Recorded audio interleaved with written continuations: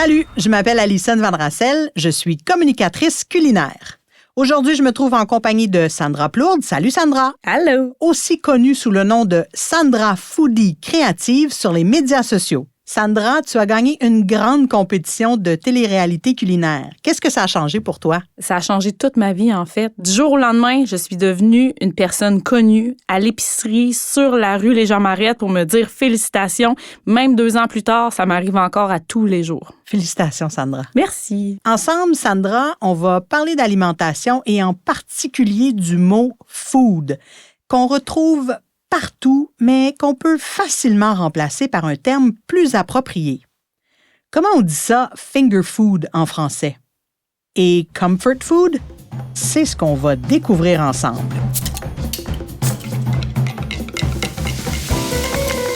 Les mots de l'alimentation avec Alison Van Rassel et ses invités.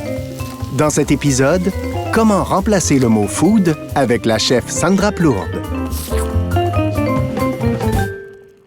Food par-ci, food par-là, street food, finger food, junk food, comfort food, soul food, fast food, superfood. Hey, on dirait un buffet à volonté de food, mais on s'en fout pas.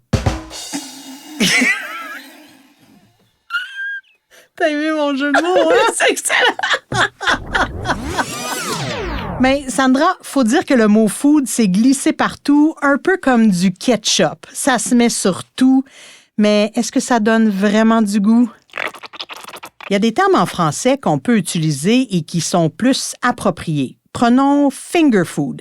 C'est un terme anglais qui désigne des bouchées à manger avec les doigts.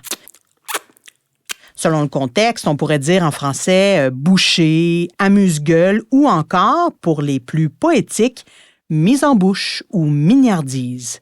Ce qu'on veut dire, au fond, là, c'est qu'il s'agit des trucs simples à manger avec les mains, des amuse-gueules. Ouais, c'est pas mal plus festif, non? Ben, je pense que oui, effectivement. Ça fait plus gastronomique. Ouh. Un mot qu'on entend souvent, c'est junk food. Il y a un mot en français qui dit la même chose, mais avec un peu plus de panache. C'est malbouffe. Tu vas t'en réjouir pour peut-être 1 ou 2 bouchées, mais tu sens déjà que ton estomac va t'en vouloir.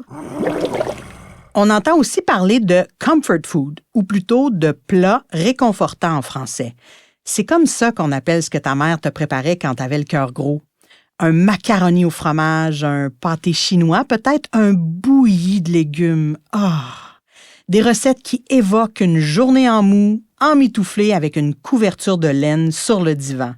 Sandra, le plat réconfortant que tu préfères?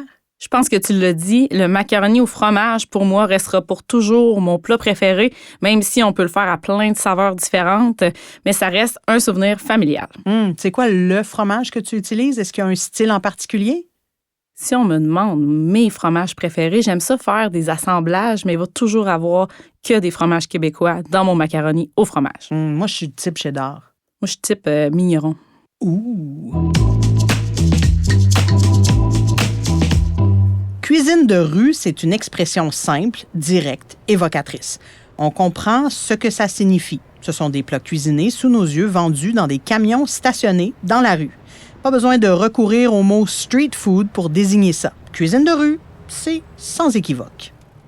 On utilise les mots en français pas pour résister au changement, mais juste pour le plaisir de se réapproprier ce qu'on mange, de nommer ce qui nous rassemble, de mettre des mots d'ici sur ce qu'on savoure ici. En cuisine, on a le droit d'aimer ce qui vient d'ailleurs, mais ça ne veut pas dire qu'il faut utiliser les mots qui viennent d'ailleurs, surtout quand on a les équivalences en français. Par exemple, dans la plupart des centres commerciaux, on trouve une aire de restauration. Pas besoin d'employer food court pour la désigner. On a tout à gagner à découvrir les mots chauds, goûteux, vivants qui nous ressemblent. C'est comme un bon ragoût de mots maison ou un petit plat sur le pouce.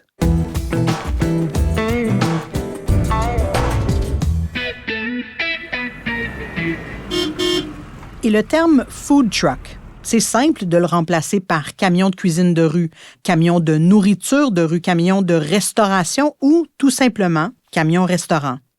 C'est pas le choix qui manque. Mais dis-moi, Sandra, si toi et moi, on se partait un camion-restaurant, là, ça serait quoi notre spécialité? Toi et moi, ensemble, on aurait plusieurs spécialités, mais tous les ingrédients viendraient du Québec, certainement. Est-ce qu'on aurait un plat signature, selon toi? Bonne question. Et si on se faisait un gourmand macaroni au fromage? Pourquoi pas, avec de la viande du Québec et une belle sauce à la bière? J'achète ce concept-là.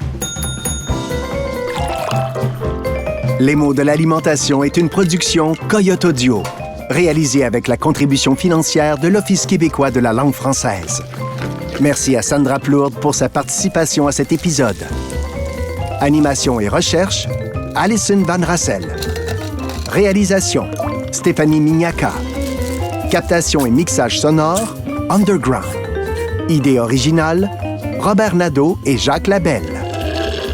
Retrouvez tous les épisodes de cette série sur votre application balado préférée.